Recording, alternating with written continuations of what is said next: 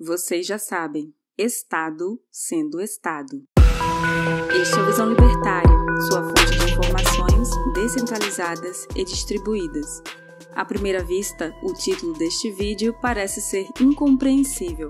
Por que o Estado se incomodaria com a venda de livros em braille ao ponto de proibir a comercialização deles aqui no Brasil? Mas acredite, mesmo com a resposta para essa pergunta, as coisas continuam sem sentido. A principal causa para a proibição dos parasitas é simples. Livros em braille não são produtos, mas sim um direito dos cegos. Logo, não podem ser comercializados.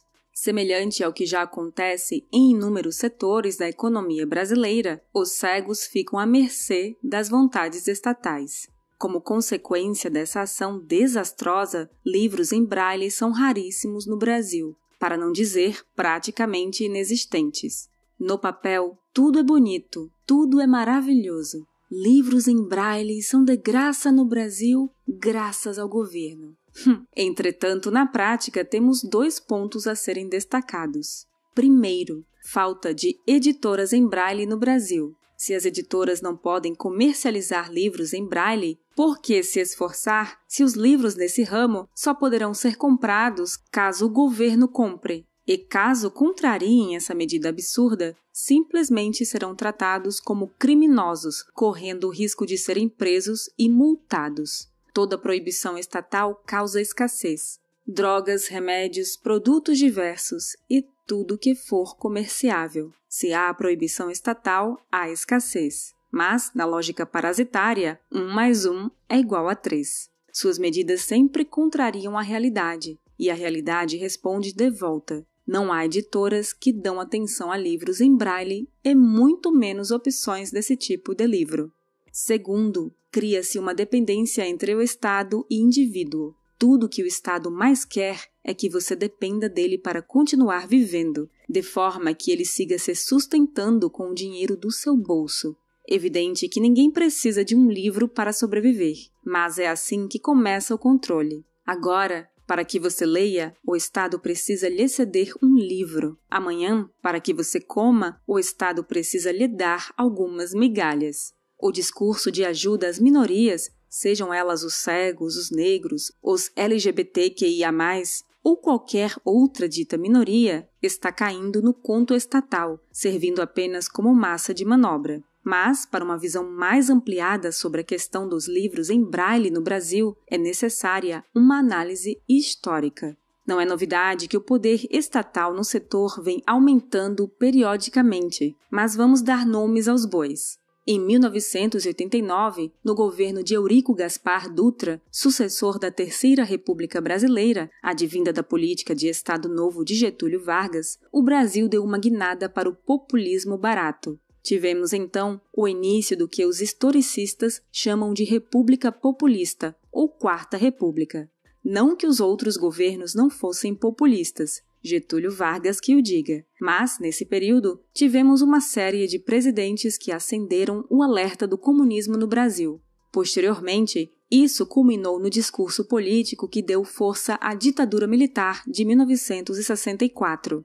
Eurico Gaspar Dutra foi o primeiro presidente desse período e criou diversas regalias sociais, e dentre elas, livros em braille de graça. Mais precisamente em 1949, na Portaria Ministerial de número 504. Lembrando que quando se diz livros de graça, significa que não mais poderão ser comercializados. Chega a ser surpreendente a antiguidade dessa lei, podendo ser considerada uma das primeiras no âmbito das causas sociais destinadas a cegos. Nas décadas subsequentes, tivemos mais tentativas de militância e expansão das regalias sociais aos cegos no setor literário. Podemos citar aqui algumas delas. Primeira, em 1951, foi criado o Instituto Nacional de Surdos Mudos, com o intuito de socializar crianças com deficiências visuais, com apoio do desenvolvimento de materiais didáticos em braille. Segunda, em 1958, houve o lançamento da Campanha Nacional de Educação e Reabilitação de Deficientes da Visão, que tinha como subtópico a defesa dos livros em braille. Terceira, Em 1961, aconteceu a publicação da Lei de Diretrizes e Bases da Educação Nacional, responsável por tentar centralizar a educação nas mãos do governo. Nela, estava contida a reafirmação de que os cegos têm o direito de subvenções à iniciativa privada. Nesse trecho, temos mais um exemplo de frases ambíguas nos papéis rabiscados de governos. Em outras palavras, a iniciativa privada tem o dever de ajudar os cegos, seja lá o que isso quer dizer, já que ajudar é um termo amplo. Seria isso um gancho para tentar extorquir as editoras privadas de livros no futuro? Quarta, após décadas do governo criando centenas de instituições ineficientes que dizem lutar pelo direito positivado dos cegos, temos em 1998 uma outra grande medida, a Lei dos Direitos Autorais. O governo, vendo que todas as suas medidas para estimular a produção de livros em braille no Brasil tinham fracassado, inutilmente lançou sua maior vigarice.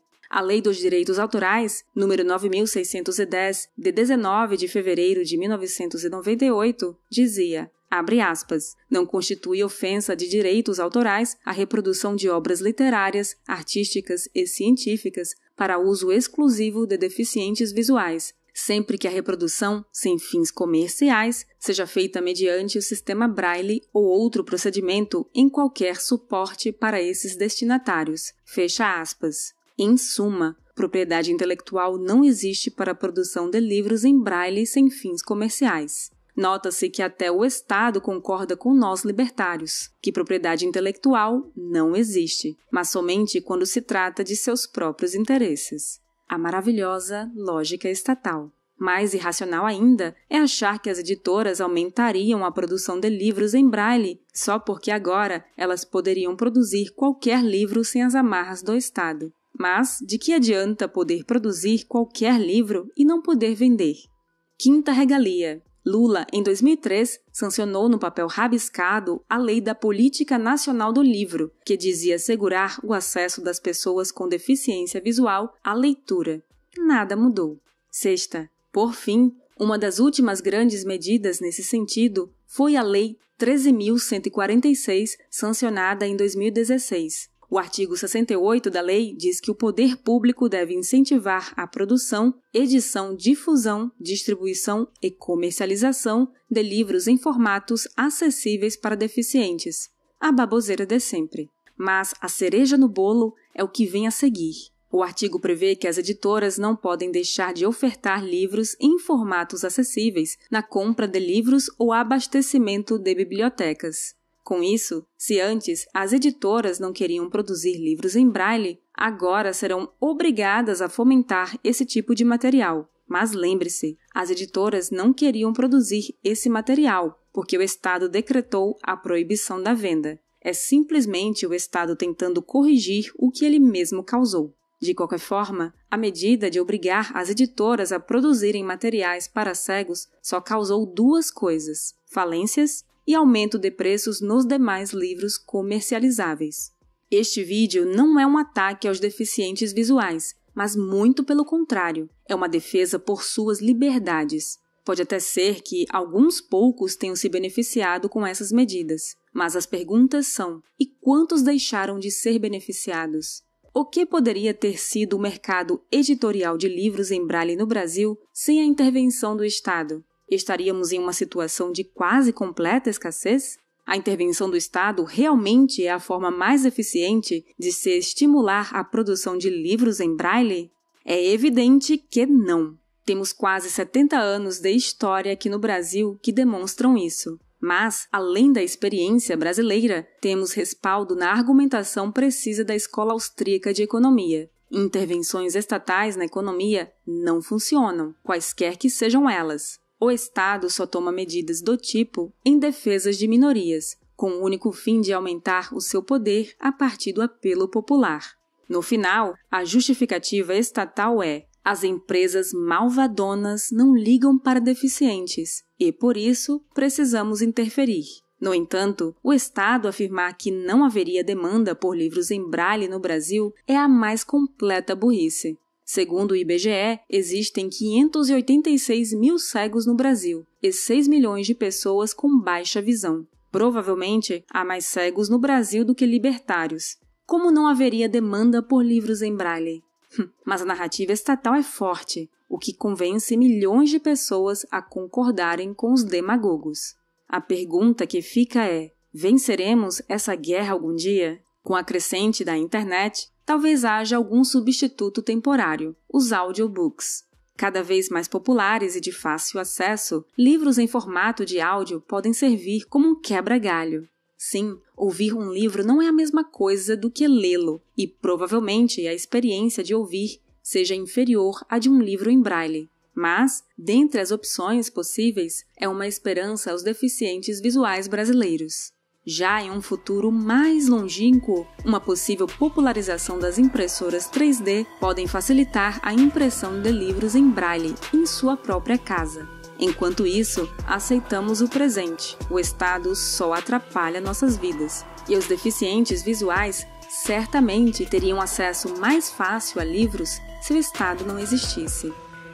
Obrigada por sua audiência.